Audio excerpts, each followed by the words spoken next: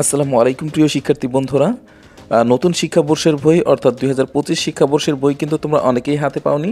বিশেষ করে ষষ্ঠ থেকে দশম শ্রেণীর শিক্ষার্থীরা তোমরা কিন্তু মাত্র 3টি করে সাবজেক্ট হাতে পেয়েছো, আর বাকি বইগুলো কবে পাবা এই নিয়ে কিন্তু বিশেষ আপডেট রয়েছে শিক্ষা মন্ত্রণালয় থেকে।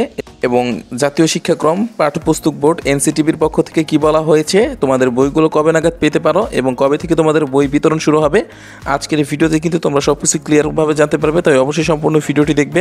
শিক্ষা উপদেষ্টা এবং এনসিটিবির উপরে আস্থা নেই অনেক অভিভাবকদের। অনেকেই কিন্তু বাজার থেকে অর্থাৎ প্রিন্টারের দোকান থেকে বইয়ের যে পিডিএফ ফাইলগুলো আছে সেগুলো কিন্তু প্রিন্ট করে নিচ্ছে।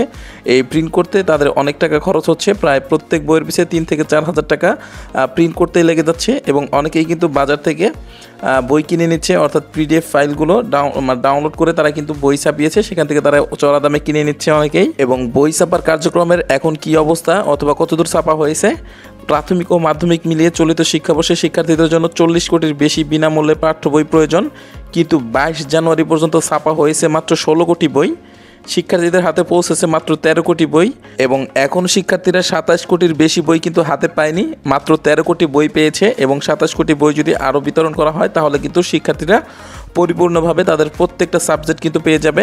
বই ছাপার এরকম অবস্থা এবং ধীরগতি নিয়ে শিক্ষা প্রতিষ্ঠার যে প্রতিশ্রুতি ছিল ফেব্রুয়ারির মধ্যেই সব বই দেওয়া হবে, এই প্রতিশ্রুতি পূরণ নিয়ে জাতীয় শিক্ষাক্রম ও পাঠ্যপুস্তক বোর্ড এনসিটিবি কর্মকর্তারাও কিন্তু অনেক সংশয় রয়েছে। এবং শিক্ষাবর্ষে প্রায় 1 মাস পার হতে চলল, এখনও পর্যন্ত পাঠ্য বই না পেয়ে হতাশ শিক্ষার্থী এবং অভিভাবকরা। এবং জাতীয় পাঠ্যপুস্তক বোর্ড কর্মকর্তারা বলেছেন তারা গুরুত্বপূর্ণ বইগুলো আগে ছাপানোর চেষ্টা করেছে। দিনে 50 লাখ বই ছাপা হলে ফেব্রুয়ারির মধ্যেই সব বই শিক্ষার্থীদের হাতে দেওয়া সম্ভব, এই লক্ষ্যে কাজ করতেছে তারা, এটা বলে জানিয়েছেন। তবে বোর্ড কর্মকর্তারা ছক কষে দেখানো হিসাবের প্রসঙ্গে একমত নন ছাপাখানার মালিকরা।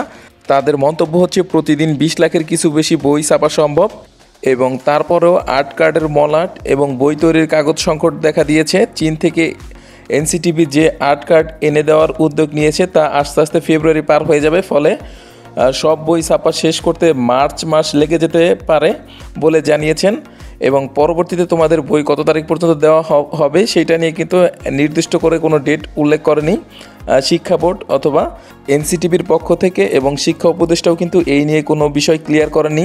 তাই তোমাদের বই পেতে পেতে ফেব্রুয়ারির শেষ পর্যন্ত ওয়েট করা লাগতে পারে, অথবা মার্চেও গিয়েও তোমাদের বই কিন্তু তোমরা তখন পেতে পারো। এখনও পর্যন্ত কিন্তু নিশ্চিতভাবে কোনো তথ্যই আমরা তোমাদেরকে দিতে পারতেছি না, এবং কি বোর্ড থেকে কোনো তথ্য জানায়নি। সেই ক্ষেত্রে অবশ্যই বোর্ড থেকে অর্থাৎ এনসিটিবির যে ওয়েবসাইট রয়েছে সেখান থেকে কিন্তু তোমাদের বইগুলো পিডিএফ ডাউনলোড করে তোমরা ফোনেই পড়তে পারবা।